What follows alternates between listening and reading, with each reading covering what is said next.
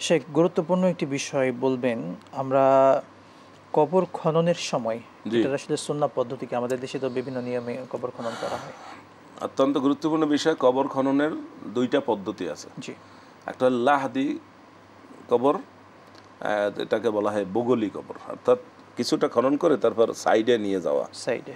সাইডে নিয়ে গেলে উপরে চালি দিতে হয় না, জি, সাইডে নিয়ে গর্ত করে সাইডে নিয়ে লাশটাকে রাখতে হয়। মানে এমন বাঁকা করে হবে। হ্যাঁ, বাঁকা সাইডে করে নিয়ে যাবে, জি, নিচে গিয়ে না বাঁকা করে নিয়ে যাবে এইটা। আর একটা হলো সোজা কবর করবে, উপরে চালি দিবে।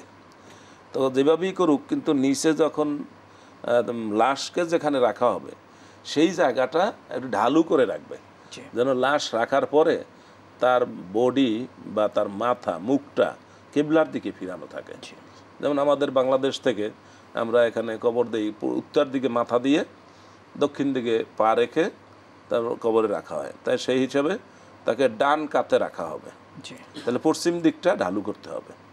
অনুরূপভাবে যারা মক্কা থেকে উত্তরে আছেন তাদের আবার এরকম কিবলার দিকে মুখ করার জন্য যেদিকে করা লাগে সেইভাবে তারা করবেন। মোট কথা প্রথম প্রকারের যেটি আপনি বললেন জি। এটা উত্তম হবে সেক্ষেত্রে। যেটা উত্তম হবে, জি, এটা হলো বগলি কবর যেটাকে বলা হয়। অর্থাৎ ঢালু করতে হবে, ঢালু করে, নিচে সমান না করে এভাবে এক নিচে সাইডে সমান না করে ঢালু করবে, ঢালু আর করতে হবে। কবরটা মানে সাইডে নিয়ে যাবে। সাইডে নিয়ে যাবে। শুকরান জাযাকাল্লাহ। শেখ, কবরে নামানোর সময় আমাদের একটা দোয়া পড়া হয়, বিসমিল্লাহি ওয়া আলা মিল্লাতি রাসূলিল্লাহ। আসলে জি। কি এই দোয়াটাই পড়তে হয় নাকি এখানে অন্য কোনো কথা আছে?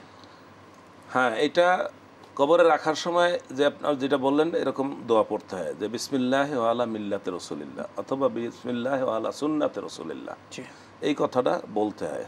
অর্থাৎ আল্লাহর নামে, রসুল্লাহ সাল্লাহ সাল্লামের সুন্নাহ অনুসারে, আল্লাহর নামে রসুল্লাহ সাল্লাহ সাল্লামের যে দিন ইসলাম, সেই দিন ইসলামের পদ্ধতি অনুসারে আমরা তাকে কবরে রাখলাম। এরপরও রসুল্লাহ সাল্লাহ সাল্লাম কবরে মাইয়েতে মাটি উপরে যখন দেওয়া হয় তখন তিনি তার মেয়ে উম্মে কুলসুমের কবরে মাটি দেওয়ার সময় তিনি কোরআনের একটি আয়াত পড়ছিলেন। জি, নাসাইতে এই বর্ণনাটা, একটা বর্ণনা আছে, বর্ণনাটা মানে সহি না, দুর্বল। তবুও দুর্বল হইলেও এটার মধ্যে তো কোনো মানুষের স্বার্থ জড়িত নাই, জি, সেজন্য কেউ এটা আল্লাহর নবীর সুন্নাহ হিসাবে পড়তে পারেন। সেটা হলো কি, মিনহা খালাকনাকুম, মাটি থেকে তোমাকে সৃষ্টি করেছি আমি, ফিহা নুঈদুকুম, এই মাটিতেই আবার তোমাকে নিয়ে আসছি, অমিনহা নুখরিজুকুম তারাতান উখরা, তোমাকে এই মাটি থেকেই আবার উঠানো হবে। জি, এই তিনটা কথা বলে বলে এই মাটি দেওয়া, কথাটা কিন্তু আল্লাহর, জি, কিন্তু এই কথাটা আমরা মাটিকে দিয়ে ওই মাইয়েতের কবরে দেওয়া মানে নিজেকে বলা, তুমি নিজে রেডি হও। কারণ আমরা একজন মৃত্যু বরণকারী লোকের মৃত্যুর সংবাদ শুনে আমরা বলি কি, ইন্না লিল্লাহি ওয়া ইন্না ইলাইহি রাজিউন, যে আমরা সবাই আল্লাহর জন্য, আল্লাহর কাছে আমাদের সবাই ফিরে যেতেই হবে।